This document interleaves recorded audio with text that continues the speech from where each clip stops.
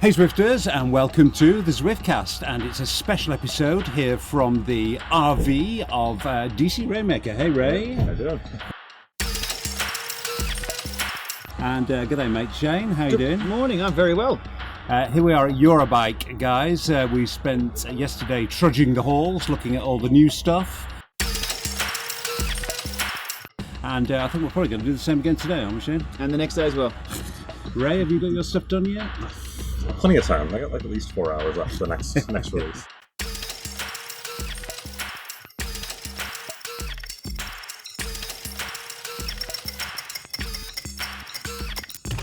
Well, was the Wahoo climb the show stealer? I think we might think it is, and we'll get to that. We'll discuss that shortly. Did the smart bike revolution finally get started? Another point for discussion that we'll be going into in some depth later on. And Zwift, this is a podcast for Zwifters, so we've got to talk about Zwift. Zwift, I feel, kind of came of age at this show. They had their own stand for the first time, big presence, 80-inch TV. And there was just before Eurobike, there was an industry summit called the Zwift Summit, all the big players of the indoor industry together in one room. Ray, do you think that was a sign of Zwift consciously taking leadership in this space? Definitely. I mean, there's no doubt. And they had everyone that was in that room. It was the who's who of the trainer world and the power meter world, which was interesting. That was actually both trainer companies and power meter companies there. It wasn't just trainer companies. I mean, Zwift have definitely been a catalyst. Mm-hmm. Is it time now for them to be a leader? I think they can be. At the same time, I think they've also got to balance that. There are other apps out there. And those apps are... Really? Yeah, those apps are certainly very popular as well. I mean, Trainer Roads was in it well before Zwift was, and they were the big dog for quite a while, and so they still are a big dog as well. And so there's an element of that where, we've got to make sure that if they want to be part of that industry leadership, then I think from a trainer standpoint, then I think maybe it's more than just Zwift as a app. It's the indoor training summit without the Zwift in front of it. Shane, let's get another bit of Zwift business out of the way early on in the podcast. Mm-hmm. There was a survey popped up in the community, or people reported, the survey itself wasn't in the community, but people reported they'd been sent a survey. And of course, the big thing that caught people's eye, as you would expect, was some questions about a price rise. Mm-hmm. And it looks, and in fact, Eric confirmed to me, for public consumption, but not with many details, that they are definitely quite a long way down the road to considering a price rise, which it's not surprising really, is it now? It's been out of beta a long time, it's been around for 3 years, it's $10 a month. Mm-hmm. I mean, you're on record as saying $10 a month is too cheap. Yeah, for sure. For my usage, that is, yeah, for sure. I mean, I kind of agree with you, I have to say, but I think it's quite difficult for people like us, and I hate to use this word, but I suppose we are seen as influencers, to say they're doing the right thing by raising money. It kind of makes you sound, by raising prices, it makes you sound a little bit like a corporate lackey, in this kind of war between the corporates and the consumer. But very long lead up. Do you think a price rise is justified?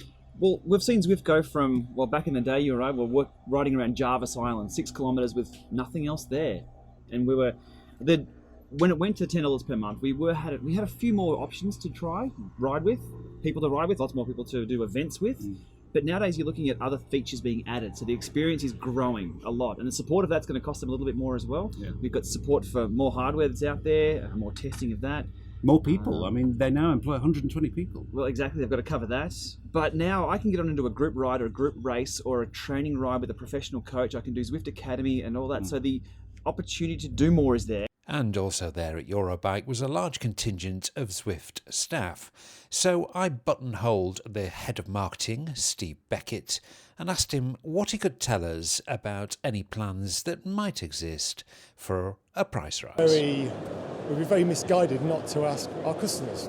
So in asking our customers, we're acutely aware that would spill over onto social media. So that's fine. And, this heated debate in itself is great additional research for us. The price has been the same for 2 years now, and the product is different. The product's vastly different. We've got a huge commitment to hiring more staff, investing in content, all the time. So if you go to a bike shop, you'll buy a trainer, and you kind of got to go over there and buy a Zwift subscription. If you go to Zwift.com, you buy a Zwift subscription, you're like, I'll go over there and buy a trainer. So like, the customer journey to us might seem quite straightforward, but to the average person on the street who's got a very busy life, whose best friend isn't technology, it's a bit of a challenge. They're definitely looking at various ways of packaging this up so it's going to be a little bit more palatable. They're looking at incentive schemes around buying trainers, and this was something that came up at the Zwift Summit as well. Zwift are actually going to start selling trainers. Reselling, to be clear, not actually reselling. Not doing Reselling. It wrong. Yeah. And there are going to be various packages available for people, but down the road it does look as though a price increase is coming. I think we'll probably know about it within the next month or so. Grandfathering was a word that was used as well, which is unfamiliar. Am I the only one who doesn't really understand what grandfathering is? Is it the grey hair we can now select in game? I think grandfathering it's to reward people who were very early adopters on it. Yeah, that looks as though it may happen soon. Yeah. Ray, the psychology of subscription payments for consumers is a really weird one. So we've got people here sitting on $1,000 trainers. They might have $3,000 bikes on them, and the subscription for a really innovative service like Zwift goes up from, let's say, $10 a month to $12 a month. And there are howls of outrage. I mean, I don't think they're universal howls of outrage. No. But there are certainly some voices that say, this is outrageous, I'm walking away and never coming back. Yep. What is it about subscription income that makes people so touchy? Or is it just cyclists are awkward? I think it's they don't own it. I think it's that they don't own. At the end of the day, when they stop, using that thing, they don't own it any longer. And I think that's what people behind the scenes mentally are can't necessarily grasp onto. So, yeah, like I think going from $10 to $12 is fine, right? I think that's a justifiable thing. I'm not worried about that. I'd say if you try to go to $20 a month, I think that's where it's like, well, you got to remember most of these athletes are also probably paying for some sort of training analysis software or coaching or something else behind the scenes. And certainly Zwift is trying to get more into the structure workout game, but I think there's a long way to go there still. But yeah, I think it's funny because I always look at it like, if you go from 10 to $20, or sorry, 10 to $12, that's a $2 difference. That's 2 gel packets. Like, I mean, for one ride, one in Australia, one ride, one gel packet. Yeah, exactly. That's, I mean, you're talking basically like an hour's worth of riding somewhere. So I think sometimes we have to temper our annoyance at price changes with the reality that our sport, especially for the longer endurance type athlete, is expensive. Okay, well that's the kind of main Zwift business out of the way at the top of the show. The next big thing, really, which got everybody talking at Eurobike was the Wahoo Climb.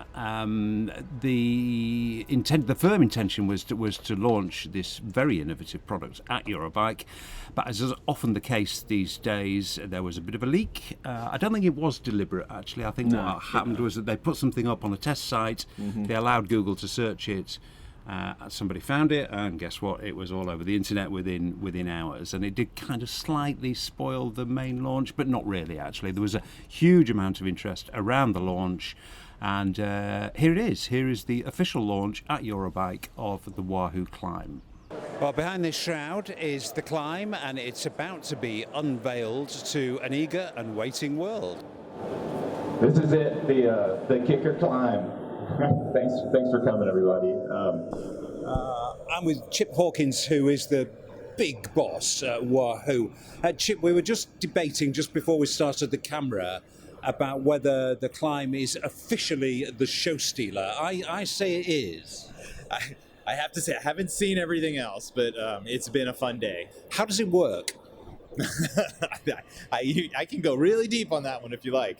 From a communication perspective, that's how it works. It's just magic. You just take it out of the box and it works. From a mechanical point of view, there's a few things going on.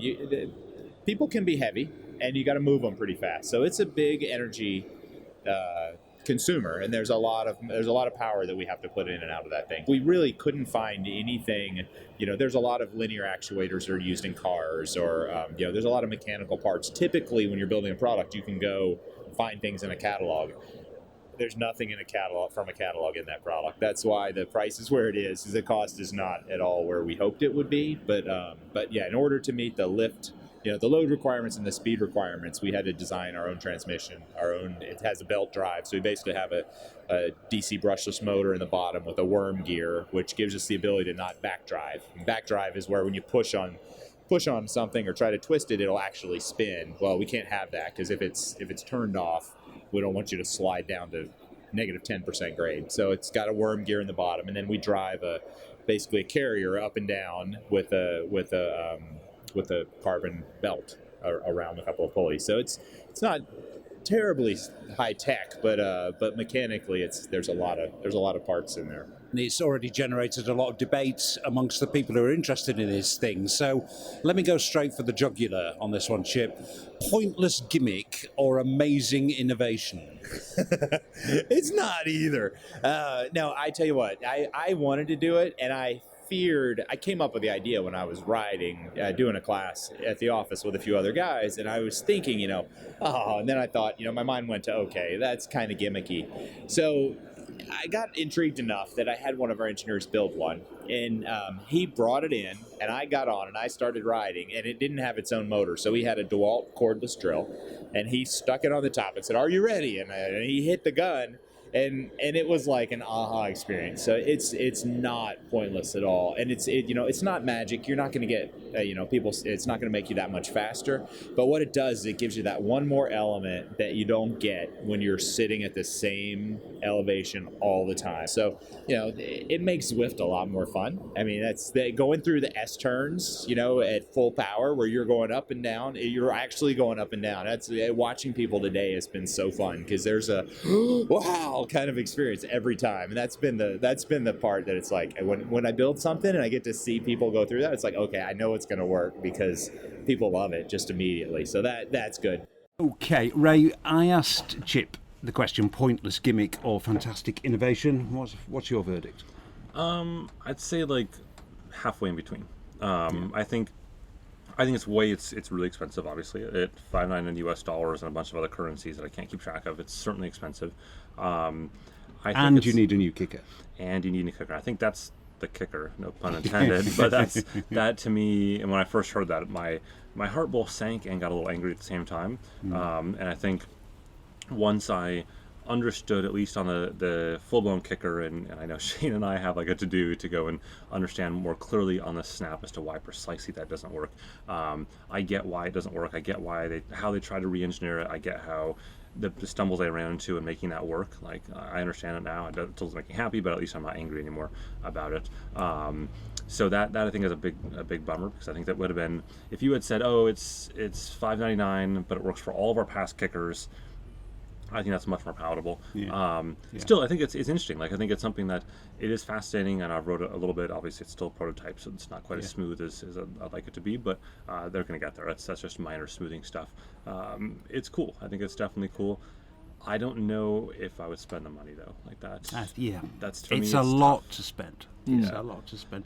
If you could retrofit it, if you could use it with the older version kickers, I think it would kind of be a no-brainer, really. And actually, when I spoke to Chip, he did say, actually, do you know what the worst that can happen is? It'll probably rub the paint off your frame, but it might break your bike. So they've got to be very careful about that. So we will go on to talk about that in a second. But let me just get your take on it, Shane.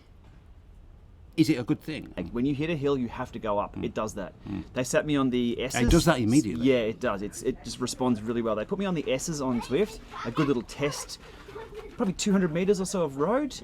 The bike dropped out. Now, it didn't go up on me. We'd seen all the press of it going up. It raises up. It's the elevator. It's the climb. It dropped down for the first time. I responded in true Aussie style with a few expletives as the handlebars dropped out, and they laughed. They said they wish they had caught that on tape. We probably couldn't publish it, but it got like, hang on. It wasn't hang on, but I did have to hang on. The first thing that got me though was the change in pressure points in the saddle, because that was never talked about. Because indoors you are sitting on the saddle, it's like riding a fence. It doesn't go anywhere. You can't see a resistance change. It just gets a little harder. You do get a little bit of relief on the saddle when you're putting out more power, because you're pushing more on the pedals than the saddle. this changes your set points just a little bit, and that was the first wow factor for me. So for practical use, going up and down, it's a bit of fun, it's a bit of immersion, but that relief on the saddle bones and the set bones, yeah, that was really, really good. So whether the uptake will be any good, I don't know. Well, that's the next question, Ray. Do you think it'll sell? Will it sell? It'll sell, yeah, because cyclists buy anything.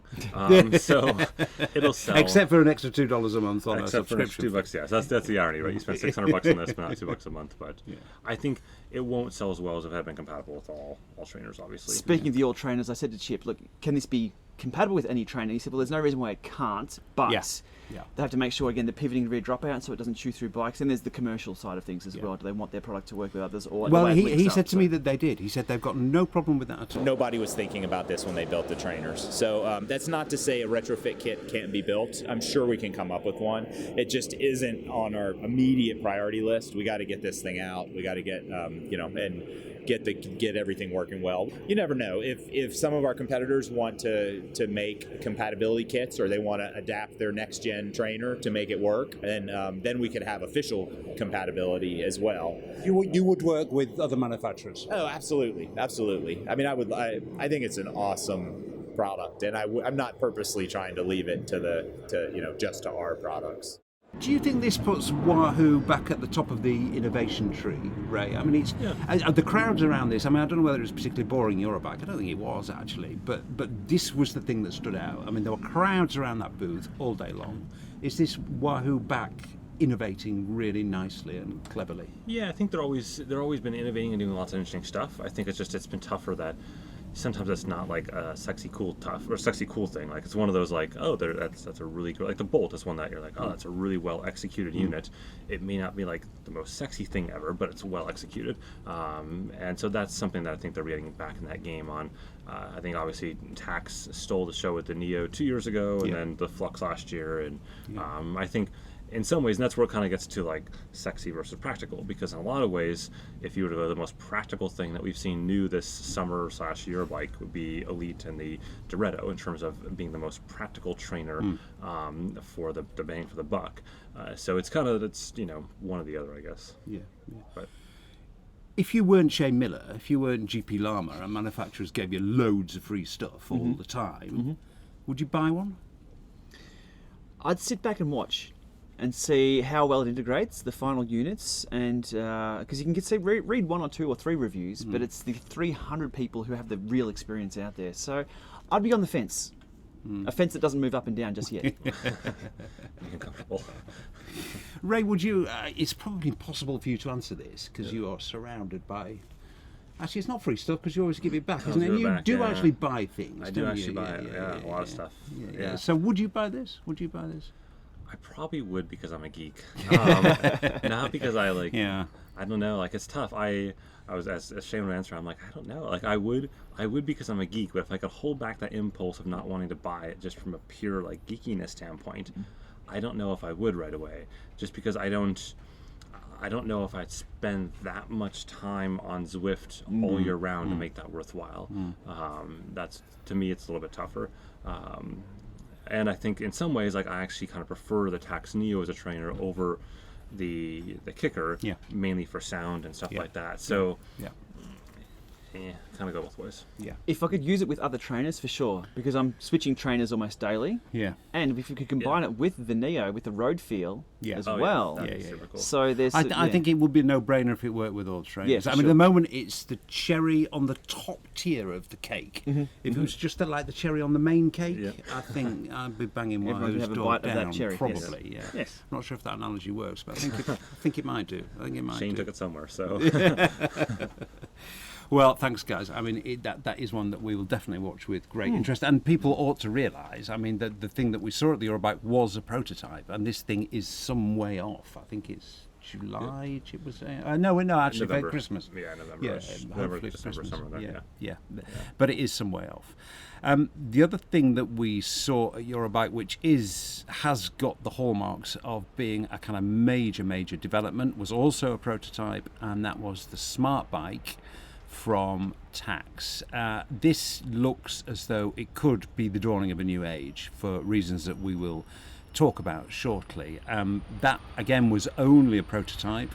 There was a slightly mysterious, dark-looking video from Wattbike, and we'll talk about that again in a few moments. But the smart bike could be the next great turn of the wheel, the next really big leap forward for indoor training. So let's take a little more detailed look at what the smart bike is and what it might mean. I'm extremely excited to see the arrival of these smart bikes over the next 12 months. You should not need to be a cyclist to Zwift. Eric Min giving the keynote speech at the Zwift Summit, and now the smart bike is here. Well, nearly. Tax was showing off a prototype at Eurobike. So what exactly is a smart bike? Eric, again. Bikes as the modern day stationary bike that every household should have. It's a highly integrated interactive indoor bike with electronic shifting and coasts unlike a traditional spin bike, and will work out of the box with Zwift. Based on the Neo platform, it's acknowledged that the smart bike is a long way from being ready, but the idea is to bring it out of the garage or basement and into the home, appealing to the whole family. Its design mimics a piece of furniture, not an oily bike with a dirty chain.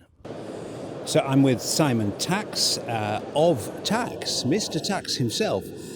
Simon, the Tax Neo Smart, two big questions, I think. When and how much?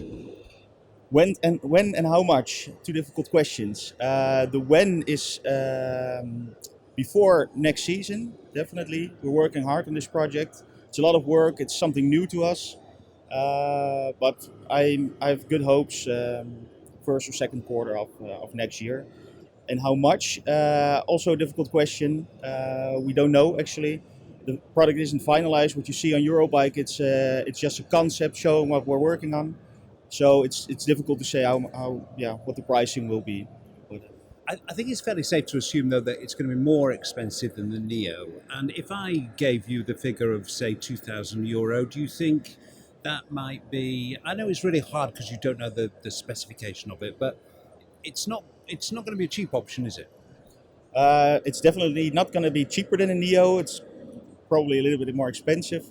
The product offers a lot more functionality. It's a larger product. I think a little bit over 2,000. The goal is to make it as low as possible, but Tax are not the only company working on a smart bike. Elite, the respected Italian manufacturer, is more than toying with the concept. And Cyclops, with the successful Hammer and other trainers, as well as the PowerTap range in its heritage, is also thought to be working up prototypes. Introducing the unrivaled Wattbike Atom. Wattbike, the British manufacturer, is closest and is due to launch the Atom soon after Eurobike. When it comes to improving performance, nothing comes close. But judging from the marketing materials, they are targeting the hardcore cyclist. Is it something that my teenage kids might ride or my wife might ride? Do you think it's going to appeal to people who are not hardcore cyclists? That seems to be the aim. That's definitely part of why we're developing a product like this. With a Neo or a Flux, you definitely need your own bike, and with this product, a smart bike, you don't need anything. So you're a little bit flirting maybe with the fitness industry, but I think the majority of the people who are buying a product like this in the end is in between, like hardcore cyclists and fitness and everything what's in between there. We as a company just like to create stuff we like ourselves and we believe in, and this is one of those projects. It could be a massive success, it could be a massive disaster, we will see. It opens it up from hardcore, small amount of people who are cyclists, that's a slightly strange bunch of people, to really the rest of the world and anybody who is interested in keeping fit and not schlepping to the gym to do it. How big is it, Ray? How big could this smart bike revolution be? It's going to totally depend on software. I mean, I think everyone's looking at this because of what Peloton's done, right? Yeah. So it's actually not at all Zwift at this point. It's purely Peloton and saying, oh, wow, Peloton's really caught on. Of course, the dirty little secret is the Peloton bike is less than ideal, less than awesome hardware underneath the covers, but it doesn't matter because no one cares. They care about the experience of the software and the screen and the whole thing, and it's awesome. It's beautiful. Like, it's really, really well executed. I'm not convinced. I think it works well in the Peloton scenario because, like, my wife looks at the Peloton bike. She's like, get me one of those now. I want that. I want to be able to jump on a bike and not have to set things up. Like, because her has a tri-bike that has rear-facing dropouts, so you put it on a direct drive trainer. It's kind of a mess to hook on there, and she just hates dealing with all that. She just wants to get on and go. Yeah. So, hey, for her, I don't want to call it indoor cycling bike is ideal, and the Peloton experience is something she's excited about. Whether or not that translates to like the Zwift world is tricky because a lot of these people already have bikes. So now you're taking something that in a best case scenario starts off at $1,500, so the price of a Neo for an indoor bike, and then could go up to $3,000+, which is, tax is talking $2,500 to $3,000 right now, which I'll flat out say, and I told them straight to their face yesterday when they said that's too much. Yeah. End of story. Yeah. Too much. It is too much. And I think we're going to see that in the very near term with other stuff. That's just that trying to go 25 to 3 is too much. Yeah. No way. I think that could be a huge barrier to this spreading out to, what should we call them, normal people. It opens up a whole it opens up a whole new world, but yeah, that's a big investment. At the moment, at $1,500 for a smart trainer, it's like buying a new bike anyway, because you're still using your own bike, but again, the bike you chose, that you put the bar tape on, and you chose that saddle and that group set, and you love it. It's the same bike you ride outside. The experience just changes a little bit. For $1,500, you've got a whole new discipline. The spin bike, I've always been not a fan of the thing. I don't want to ride something that's just absolutely rigid, like riding a brick fence. It needs to have a bit of flex and a bit of realism. But you're coming at that from a cyclist point of view. Purely from a roadie point of view, for sure. From the hardcore point of view. Yeah. I mean, I suppose the one thing to consider, I mean, I asked Simon Tax about this, and I said €2,000, and he didn't demur, and it could well be much more than that. But let's say that's divided between 4 people in the family who use it. Okay. Let's say all 4 of those people have got gym memberships. Let's say you can't be bothered to drive to the gym, which costs you money in petrol and diesel and gas. Does it then start to look a little bit more of a realistic If you're coming up with option? a financial use case for something at home, it's sort of extending itself a little bit. We all go buy an Apple TV. The whole family can use the Apple TV, but we're like, oh, that's $300. Oh, that's a lot of money. Yeah. This is 10 times that potentially. So it's going to be a hard sell. Whether they go that route. We've seen, companies just already. There's that crazy Proform bike, whatever it is, with the guy wearing the helmet that we always see around the Tour de France ads, right, where it goes up and down. I mean, that's that same price point. And it hasn't done well. In the grand scheme of it hasn't done awesome. But Peloton has. Peloton has, because it's engaging and because it's super exciting and it's something that you're seeing live humans. You're seeing live you can people. see the experience you're going to be provided with before you even buy. And people say, I want that. Yeah. But Zwift are playing with this. Zwift have got the capability of doing this. They're very shortly going to introduce coached rides where there might be a pro cyclist who is telling you what it should feel like to sprint. I mean, that is... I'm not saying they're ripping off the Peloton model. They're not, but it's a similar kind of thing. There's a human being there talking to you about how you should feel and how good this is for you. So Zwift maybe have the capabilities to do a Peloton on this? Yeah, I think they certainly could. It's just getting in that market and finding a way to convince people to put indoor bikes. And I think Peloton is right now, like, all the people that talk to Peloton are not largely people at this show. They are people that have a bike because someone else in their family is not a cyclist. There's someone who would normally go to spin class, and this is replacing the spin class purchase, right? So, I mean, the Peloton app is $30 to $40 a month on top of the bike purchase, so you're still talking a fair bit there. But like you said, a spin class, depending on your gym, could be $40 per class. Yeah. This you can easily justify and go, oh, I paid this in one class worth for the month.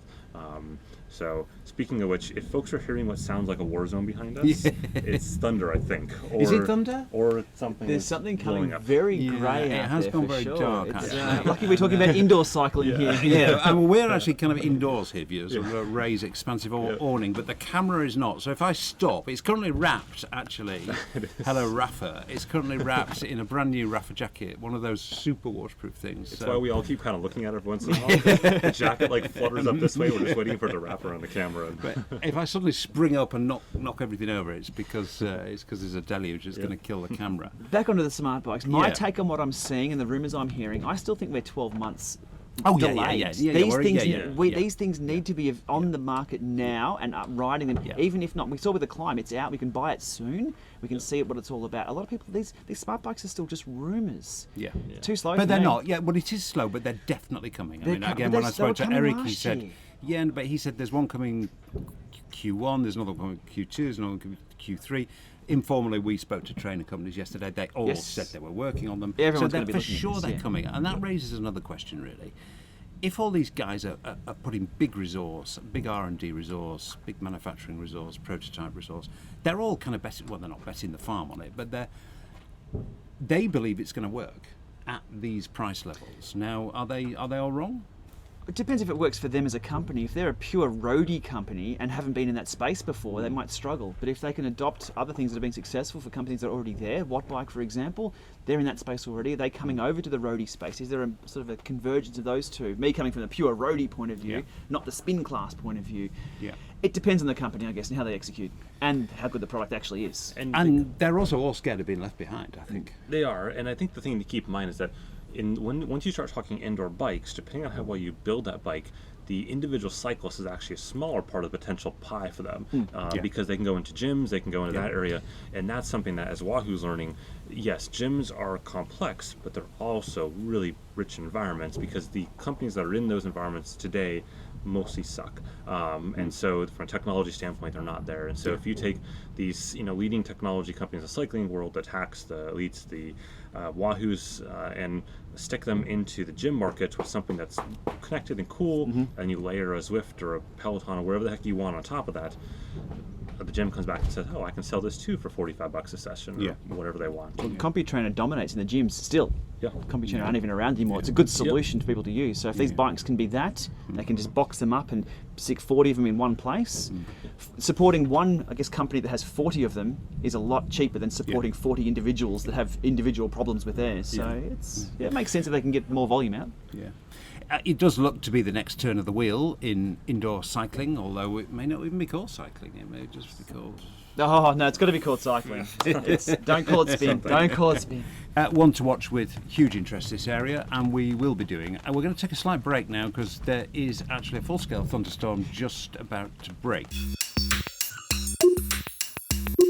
Okay, we're back. The thunderstorm has arrived, actually. It's pretty dramatic. Ray, a keenly priced trainer from Elite, the Dorito, as we love to call it. Yep.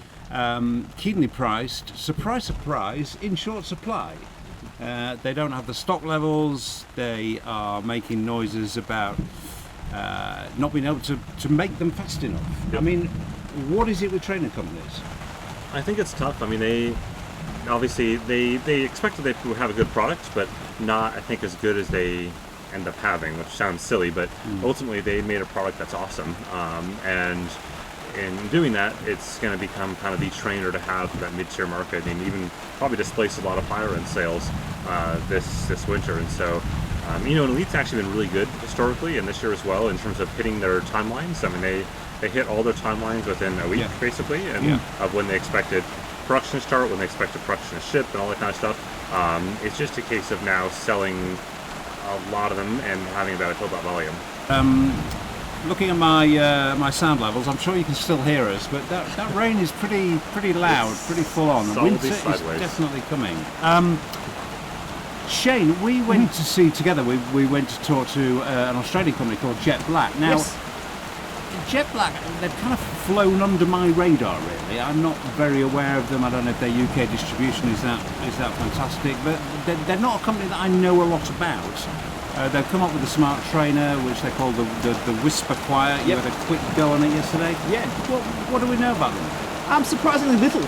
Unfortunately, they're from out of Sydney, actually, so not too far from home. But most of the trainer manufacturers I work with are on this side of the globe. They're local. I haven't actually ridden one. There's a few people who ride the Whisper Drive, the direct drive non-smart trainer, because it is quiet. This is their smart trainer entry. That last year they were here with the concept of that, and it's taken them until now to get something almost ready to go, which is in about 4 weeks or so. That's about all we know. Yeah. Hi, I'm Trent. I'm the founder of Jet Black, or co-founder of Jet Black, 14 years ago from Sydney. So just Europe's been probably our weak point of view. So that's why we're at the show now, trying to make some inroads. It looks pretty small and neat. What does it weigh?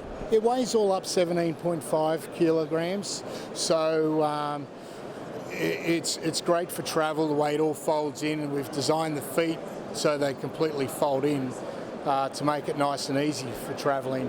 The Whisper Drive soft launched last year, and it's what Frank calls self-generating. In other words, it doesn't need plugging in. In fact, the rider can even generate a small current. Seems a very comprehensive offer.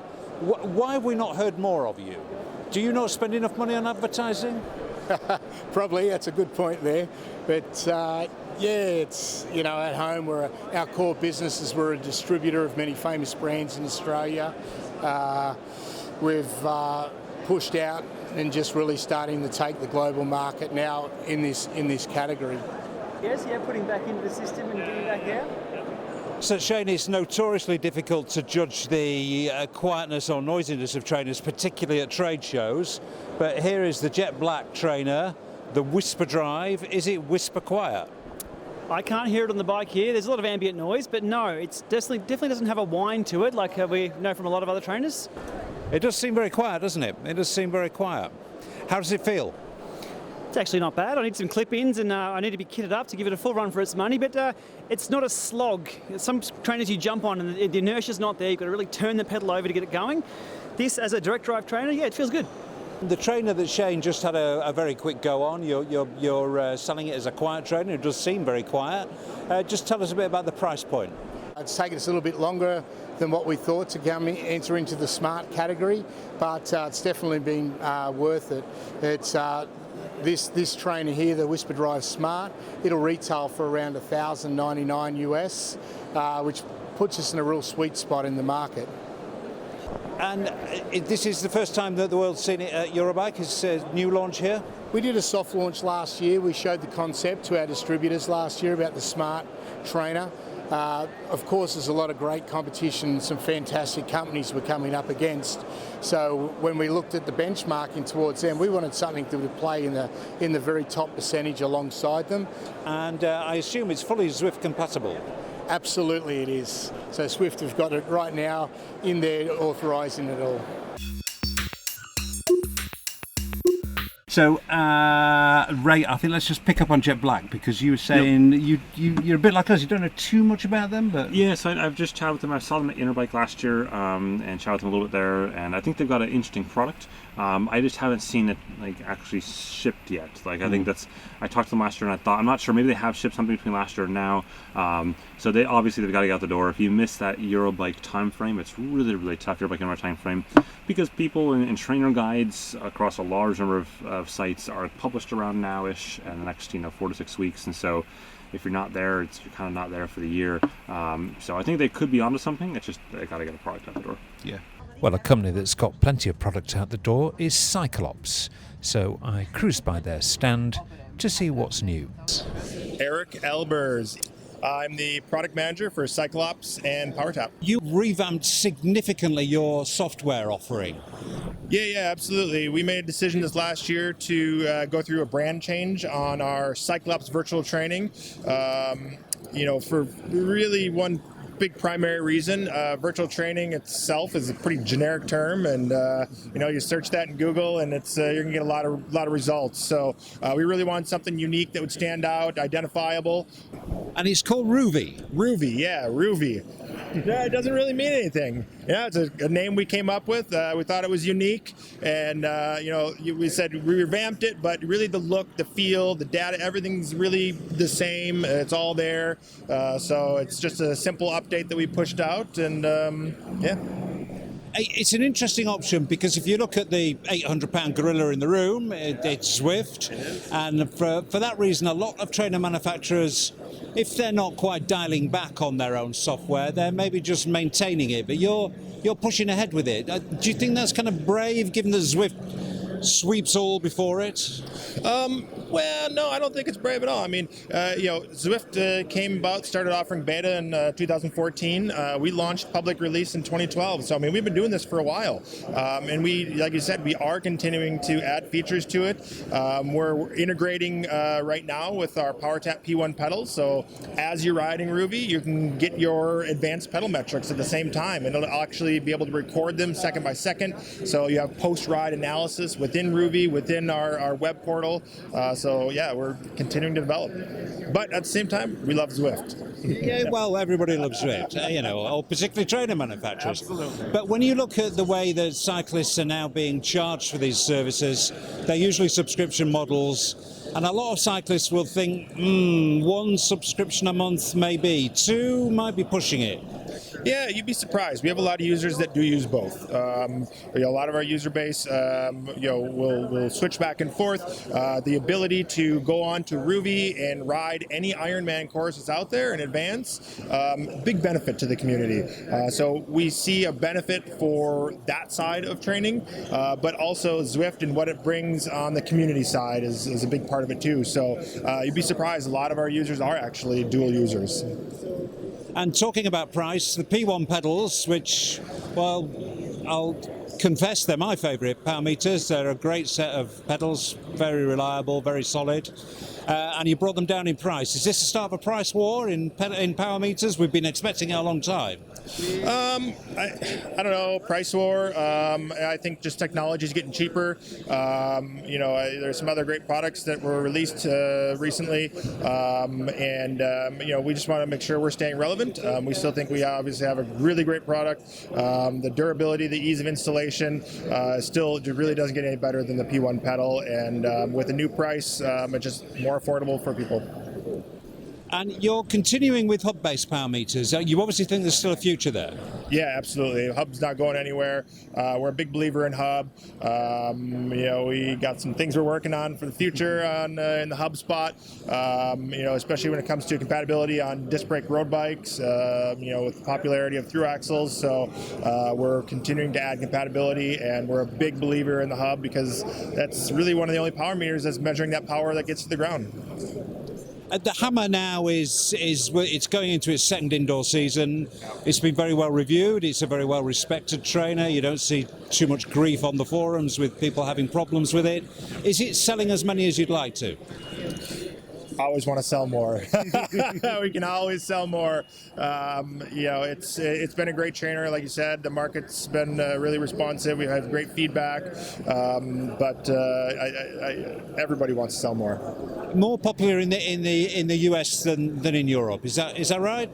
Sure. I mean, based in the US, with distribution, pricing, it's a little easier. With the dollar being strong now, it gets a little challenging sometimes outside of the States. But we work with our distributors. We work, try to be as flexible as we can to be competitive in alternative markets. So.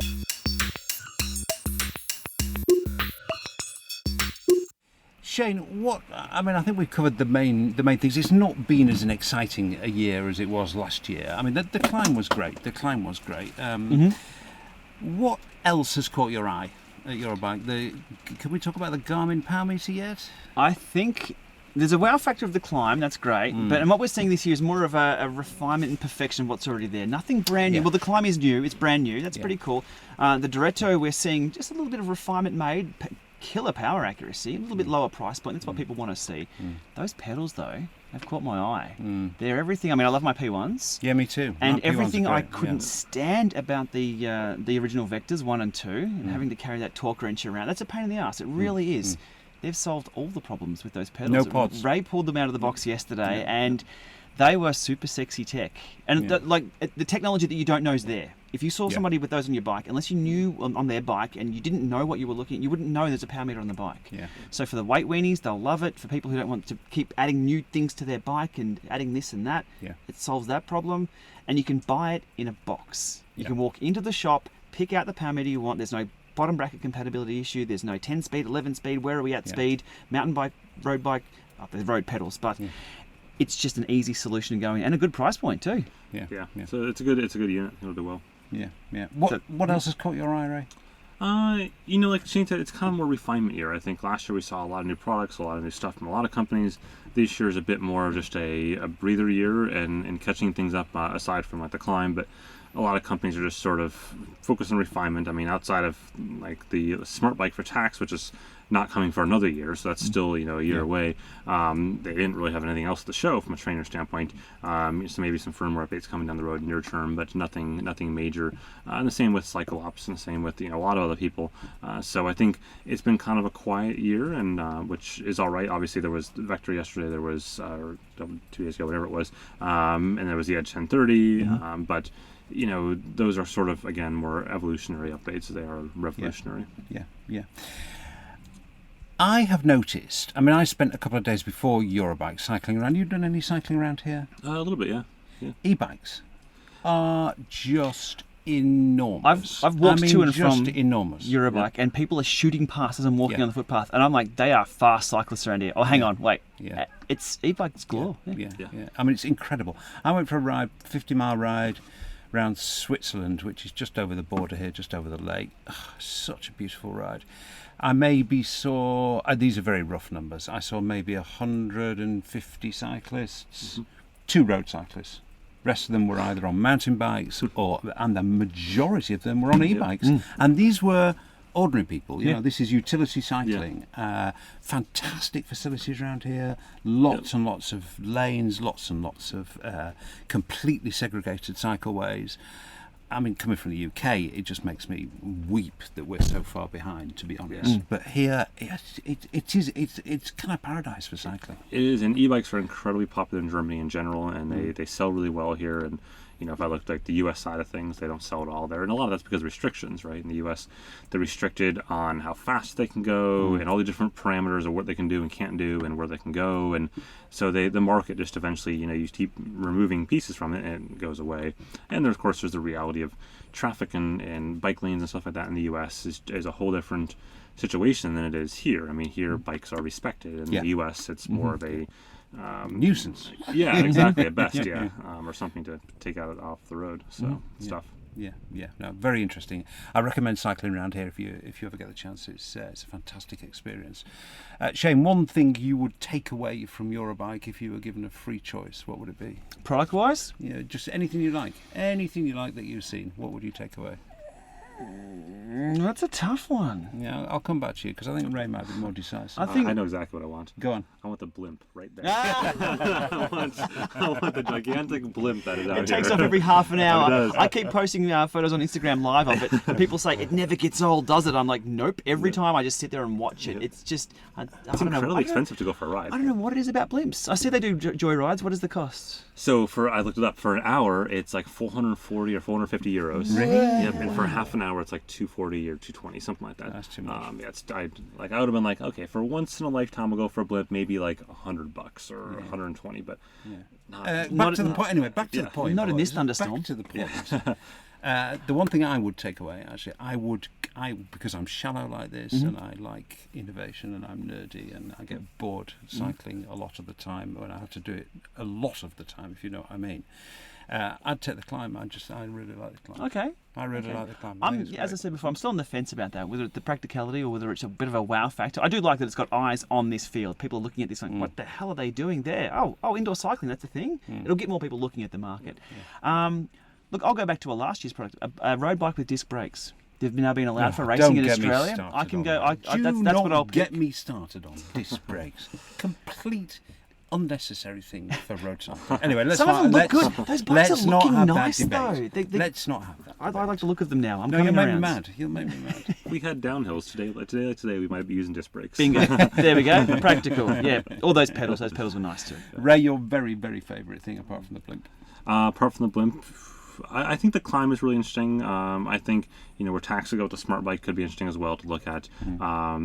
I like looking at all the random stuff at Eurobike, aside from the blimp, like the smart bike washing machines, like the fact that you can put this bike in this little like sideways porta potty. I want to jump in one. I think it'll be efficient for humans too. It might be a bit scratchy, but like I would pick that. Like if that would be one thing I could walk into the show floor and pick something out. Mounted bike washing. One thing with Eurobike that people don't ever see, and I'll try and run around with a camera today and grab some as well. There's a lot of Asian manufacturers here, very small and niche, and they have some really obscure products. That you're like, I haven't thought of that before. They've got a solution to. It's amazing. Is it 1,300 exhibitors or 1,400 exhibitors? We can't see them all in a day. So I mean, I've kind of trudged around for work and hit the big targets. Whether I would actually, I probably would look round for pleasure, but I think I'd probably go to lots of different places. But the range of stuff that you see here is amazing. I think we said this last year. If you do get a chance to come to Eurobike, you really should. It's just an amazing thing.